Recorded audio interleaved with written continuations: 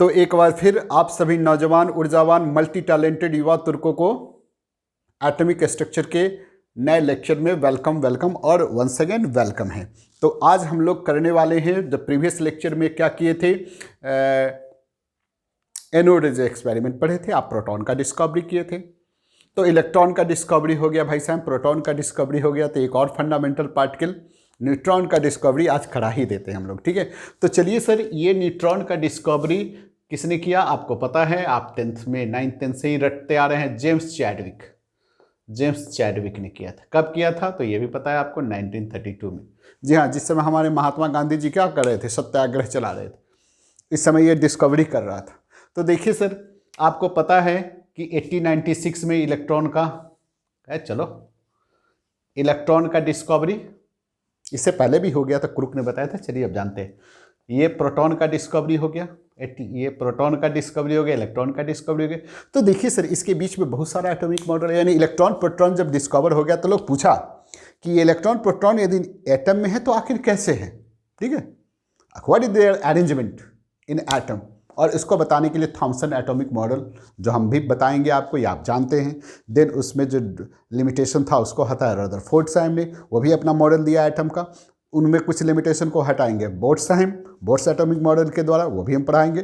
तो ये सब कहानी कब था, 1911 में देखिए रदरफोर्ड, 1913 में क्या बोर्ड्स, ये सब, यानी ये सबको पता था, क्या पता था कि एटम के अंदर निश्चित रूप से कोई एक ऐसा पार्टिकल है जो न्यूट्रल है, जिसका नाम जन्म से पहले ही रख दिया न्यूट्रल से, दैट्स व्हाई न्यूट्रॉन, ठीक है सर। है क्या, सो देखिए, मान लीजिए कि ये एटम है, तो ये प्रोटॉन ये रहता है, इलेक्ट्रॉन इससे चक्कर काटता है, ये तो क्लियर था, ये सब पता चल गया। तो प्रोटॉन और इलेक्ट्रॉन के नंबर के आधार पर जो किसी एटम का मास होना चाहिए, उससे एक्चुअल मास काफी ज्यादा आता था। क्या बोले, किसी एटम में प्रोटॉन और इलेक्ट्रॉन के मास को जोड़ लिया जाए, मान लीजिए इसमें 10 प्रोटॉन है, 10 इलेक्ट्रॉन है, उसके हिसाब से जो मास आया, ठीक है,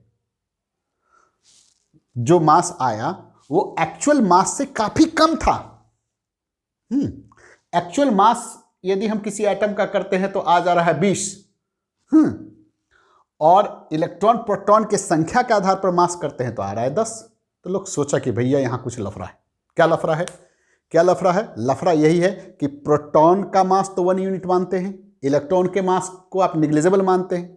तो 10 प्रोटॉन है तो 10 यूनिट मान लीजिए, इलेक्ट्रॉन के मास को निग्लिजिबल मानिए, और होना चाहिए 10 यूनिट, और हो जा रहा है 20। इसका मतलब क्या है, इस एटम के अंदर निश्चित रूप से एक न्यूट्रल पार्टिकल है, क्योंकि चार्ज का कोई प्रॉब्लम नहीं था। इलेक्ट्रॉन में देह में कोई जान नहीं है, लेकिन चार्ज देख रहे हैं, दोनों बराबर है, फाइटिंग, एकदम फाइटर है ये। मास नहीं है इलेक्ट्रॉन का, फिर भी ऐसे सान करके प्रोटॉन से टकराता है, क्योंकि चार्ज बराबर है। मास नहीं है तो क्या है, हौसला तो बुलंद है इलेक्ट्रॉन का। वेल डन, इलेक्ट्रॉन को कह रहे हैं हम लोग, ठीक है सर। तो इलेक्ट्रॉन में इतना पावर है, बिल्कुल। तो चार्ज का कोई प्रॉब्लम नहीं था, मास का प्रॉब्लम था। तो साइंटिस्ट लोग ने कहा कि निश्चित रूप से एटम के अंदर एक ऐसा पार्टिकल है जिसका मास, ऐसा न्यूट्रल पार्टिकल है जिसका मास प्रोटॉन के मास के बराबर है। तो ये प्रिडिक्शन हो चुका था, लोग बहुत खोजना शुरू भी कर दिए थे। आप पढ़िएगा कॉस्मिक रेज एक्सपेरिमेंट, विल्सन क्लाउच, बहुत सारा इसमें हुआ, जो इसमें पॉजिट्रॉन को खोज दिया, न्यूट्रिनो को खोज दिया, पॉजिटिव में और नेगेटिव में सब कुछ खोज दिया, लेकिन जिसको खोजने के लिए लोग चला था वो नहीं खोजा पा रहा था, ठीक है। जैसे नहीं पता है सर किसको, कौन है वास्को डी गामा, किसको खोजने आया था, कहाँ पहुंच गया है, नहीं, इंडिया को खोजने आ रहा था, अमेरिका पहुंच गया था, चाहे जो भी हो। तो वैसे ही लोग खोजना कुछ चाह रहे थे, खोजा कुछ रहा था। और जेम्स चैडविक ने बड़ी शानदार, इनके एक्सपेरिमेंट को देखिएगा तो आपको भी जलन हो जाएगा कि काश हम खोज देते तो आज इस जगह मेरा नाम रहता ना, तो 32 में रहते तब ना। तो देखिए, जेम्स चैडविक ने न्यूट्रॉन का डिस्कवरी किया, one of the simple experiment था भैया, बहुत सिंपल एक्सपेरिमेंट। हाँ, अभी जस्ट बोले हैं, यहाँ तक पहुँचने में बहुत सारे पार्टिकल का डिस्कवरी हुआ, लेकिन वो पार्टिकल सब क्या फंडामेंटल नहीं था, किसी एटम में रहता था, किसी एटम में नहीं रहता था।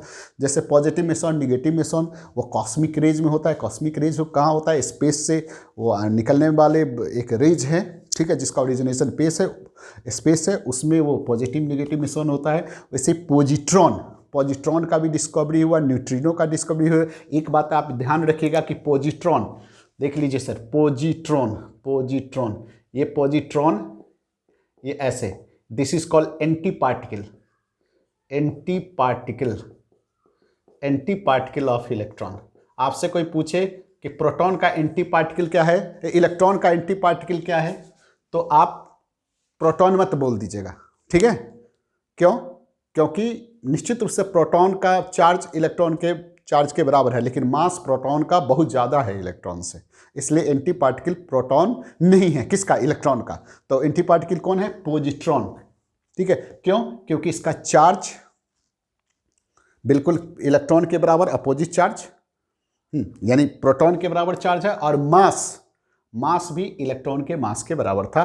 दैट्स वाई पॉजिट्रॉन को ही एंटी पार्टिकल हम लोग कहते हैं। तो इस बात का ध्यान में रखिएगा। तो चलिए सर, जेम्स चैडविक ने क्या किया? कुछ नहीं किया, बहुत साधारण सा एक्सपेरिमेंट था। अल्फा पार्टिकल आप जानते हैं, अल्फा पार्टिकल क्या है? डबली आयनाइज हीलियम एटम है, हीलियम आयन है। हीलियम से क्या कीजिए, ये हीलियम में क्या होता है? 2 प्रोटॉन होता है सर, 2 इलेक्ट्रॉन होता है, ठीक है? ये हीलियम है, हीलियम से 2 इलेक्ट्रॉन को कान पकड़ के आप निकाल दीजिए, जो रेस्ट पार्ट बचेगा सर, ये रेस्ट पार्ट बचा, ठीक है? इसमें प्रोटॉन क्या है? 2 है, तो ये आपका He2+ आयन है, इसी को आप अल्फा पार्टिकल कहते हैं। अल्फा पार्टिकल क्या है? डबली आयनाइज्ड हीलियम आयन है, ठीक है सर? हाँ, डबली आयनाइज्ड हीलियम आयन है, हाँ, यानी ये पॉजिटिव रेज है। का है? हीलियम एटम में 2 प्रोटॉन और 2 इलेक्ट्रॉन होता है। इलेक्ट्रॉन को तो आप निकाल दिए, तो रेस्ट पार्ट जो बचा वो क्या है? आप जो बचा जो रेस्ट पार्ट बचा उसको आप दौड़ा देते हैं, नहीं कहते दौड़ो। आज जब चलने लगता है तो आप कहते हैं देखो अल्फा पार्टिकल जा रहा है। गाना गाते हैं ना आप लोग? जी हाँ। तो what is the alpha particle? जब अल्फा पार्टिकल क्या है? जब हीलियम एटम से 2 इलेक्ट्रॉन को आप निकाल देते हैं, जो रेस्ट पार्ट बचता है, वो कर्नल, जो भी रेस्ट पार्ट पॉजिटिव पार्ट बचता है, उसको जब आप चला देते हैं, जब वो चलने लगता है तो आप बैठ के गाना गाते हैं। क्या गाते हैं? ये देखो मुझसे रूठ के ब्रिज, नहीं, ये गाना नहीं चलेगा। ये देखो मेरा अल्फा पार्टिकल जा रहा है, ठीक है? तो ऐसा उन्होंने किया, या आप अल्फा पार्टिकल को लिया, उन्होंने नहीं किया, अल्फा पार्टिकल को उन्होंने लिया और क्या किया? बेरिलियम, ये बेरिलियम क्या है सर? 9-4, इससे अल्फा पार्टिकल को टकराया, ठीक है? अल्फा पार्टिकल क्या है सर? ये देखिए, इसका देखिए, ये He+ आयन होगा, डबल आयन, लेकिन इससे देखिए, ये प्रोटॉन का संख्या, उसका मास होता है, वहाँ प्रोटॉन भी 2 होता है, न्यूट्रॉन भी 2 होता है, ठीक है सर? हैं? किसमें? हीलियम में। तो वंस अगेन ऐसा देखिए, ऐसे प्रोटॉन 2, न्यूट्रॉन 2 और 2 इलेक्ट्रॉन, ये He है, इससे आप 2 इलेक्ट्रॉन को निकाल देते हैं, तो ये प्रोटॉन 2, न्यूट्रॉन 2, ठीक है सर? ये He++, ये ही अल्फा पार्टिकल, ये अल्फा पार्टिकल। यानी मेंशन हम कर दिए कि यहाँ मास इसका 4 और प्रोटॉन का संख्या 2 और मास क्या होगा? दोनों के बराबर होता है। तो ये चलिए आप जानते हैं। तो चलिए हो गया। इसको यदि आप इससे टकराए तो ये चेंज हो गया था कार्बन में, ठीक है सर? ये कार्बन में, और एक पार्टिकल निकल रहा था, ठीक है? ये पार्टिकल क्या था? न्यूट्रल था। यानी एक्चुअली यहाँ इसके बदले आप बेरिलियम लीजिएगा, बोरॉन लीजिएगा, ठीक है सर? तो यहाँ भी ऐसे ही होगा। क्या होगा? क्या हुआ? नाइट्रोजन 14, 7, एक न्यूट्रल पार्टिकल निकला। देखिए सर, ये कितना हो गया? जोड़िए इसको, 15, 7 केस, ठीक है? तो एक्चुअली क्या हुआ था? यदि आप इसी को देखिए, बेरिलियम को ही देखिए, तो देखिए बेरिलियम का ये फॉइल था, इसमें ये एटम है, ये एटम में देखिए, ये एटम है, ये न्यूक्लियस है, ठीक है? इससे यदि अल्फा पार्टिकल टकराया गया तो ये अल्फा पार्टिकल, एक बेरिलियम के एटम से एक अल्फा पार्टिकल टकराया, तो अल्फा पार्टिकल क्या है? ये अल्फा पार्टिकल है, ठीक है? ये इससे टकराया, ये क्या है? बेरिलियम का एटम क्या है? Be9-4। तो ये चेंज हो गया था किसमें? ये चेंज हो गया था कार्बन में, ठीक है? ये चेंज हो गया था कार्बन में, और एक न्यूट्रल पार्टिकल निकल रहा था। ये न्यूट्रल पार्टिकल क्या था? न्यूट्रॉन था, ठीक है? यहाँ देखिए 9, 4 कितना हो गया? 14 नहीं 13, तो यहाँ सॉरी सर, गड़बड़ कर दी। तो ये 13 हो गया, 9 4 क्या था 13, तो ये हाँ। तो देखिए इस ढंग से ये बैलेंस हो जा रहा है। तो क्या किया था उन्होंने, जेम्स चैडविक ने क्या था, अल्फा पार्टिकल को बेरिलियम या बोरन के फॉइल पर टकराया था। देन उन्होंने देखा कि बेरिलियम का foil get converted into carbons and एक रेज निकल रहा था, ठीक है। वो रेज को जब एनालिसिस किया तो पाया उन्होंने कि this rays by the beam of a neutral particle, और वो न्यूट्रल पार्टिकल न्यूट्रॉन था। तो एक एटम से ऐसे करने पर एक पार्टिकल निकल रहा है, लाखों अल्फा पार्टिकल लाखों एटम से टकराएगा तो लाखों कार्बन का एटम बनेगा, लाखों न्यूट्रल पार्टिकल चलने लगा था। तो न्यूट्रल पार्टिकल था, क्यों न्यूट्रल पार्टिकल था, इलेक्ट्रिक और मैग्नेटिक फील्ड से इसको पास कराने पर उस पर कोई फर्क नहीं पड़ रहा था, ठीक है। और उसका मास प्रोटॉन के मास के लगभग बराबर था, ठीक है। तो वैसा ही यहां भी उन्होंने किया। तो ये डिस्कवरी ऑफ न्यूट्रॉन है। अब आप हम करते क्या हैं कि इसी वीडियो में आपको एक चार्ट बना देते, एक टेबल बना देते हैं, जिससे इलेक्ट्रॉन, प्रोटॉन, न्यूट्रॉन का चार्ज और मास आप बड़ी आसानी से निकाल ले। तो चलिए इसको देखिए, हम बनाते हैं।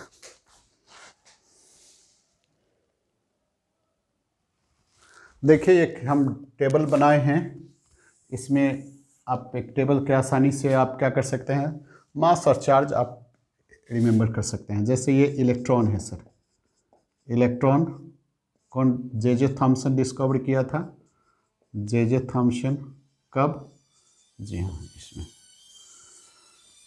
इलेक्ट्रॉन को आप ऐसे रिप्रेजेंट करते हैं, रिलेटिव ऑफ एच एटम था, जिसको हम लोग क्या मानते हैं, जिसको लगभग हम लोग इसको क्या जीरो ले लेते हैं।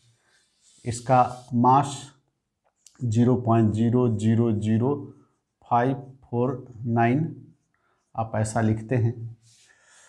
ग्राम में इसका मास 9.106 इंटू 10⁻28 ग्राम लिखते हैं। रिलेटिव चार्ज इसका ये लिखते हैं, एब्सोल्यूट चार्ज -1.6 इंटू 19 कूलम्स लिखते हैं। और ESU आप फिजिक्स में पढ़ते हैं इलेक्ट्रोस्टैटिक यूनिट, उसमें इसका क्या होगा, इतना ESU इलेक्ट्रोस्टैटिक -4.8 इंटू 10⁻−10।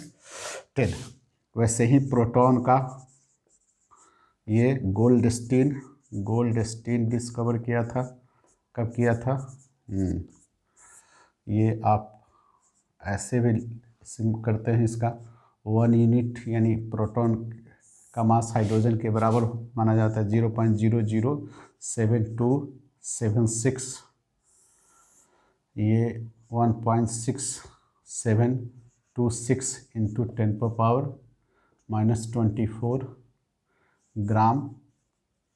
आप यहाँ देखिए 1.6726, ये सब आप नहीं भी लिख सकते हैं, ये है, ये +1 यूनिट हो गया चार्ज, इसका तो उतना ही होगा बराबर कूलम्स, ये माइनस प्लस हो जाएगा, ये प्लस कर दीजिए, +4.8 इंटू 10⁻−10 ESU। ये न्यूट्रॉन का, ठीक है सर। न्यूट्रॉन का यदि आप देखते हैं तो न्यूट्रॉन का क्या करेंगे, न्यूट्रॉन का ये ऐसे, ये 1 यूनिट,